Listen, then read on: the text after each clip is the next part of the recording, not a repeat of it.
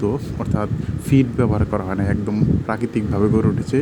নিশ্চয়ই এই মাছটি খেতে খুবই সুস্বাদু হবে। আপনাদেরকে স্বাগতম আমার নতুন ভিডিওতে। আমি এখন দাঁড়িয়ে আছি একটা মাঠের ভিতর।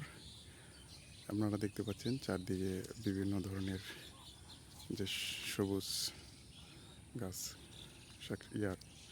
সবুজের সমারোহ, এবং আমি আপনাদেরকে আগে চারদিকে দেখাচ্ছি যে পরিবেশটা, তারপর আপনাদেরকে একটি চমৎকার জিনিস দেখাবো।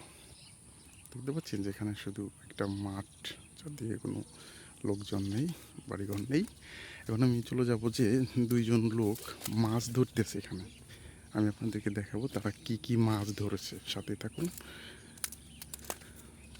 তারা যে মাঠ থেকে মাছ ধরতেছে আমি দেখাবো আপনাদেরকে তারা কি মাছ পেয়েছে। সাথে থাকুন।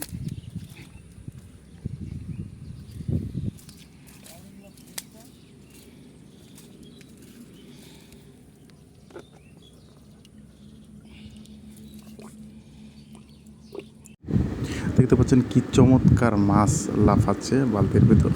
এটা এই পুকুর থেকে ধরা হয়েছে এবং এই মাছে কোনো ধরনের কৃত্রিম যে খাদ্য অর্থাৎ ফিড ব্যবহার করা হয় না, একদম প্রাকৃতিকভাবে গড়ে উঠেছে। নিশ্চয়ই এই মাছটি খেতে খুবই সুস্বাদু হবে।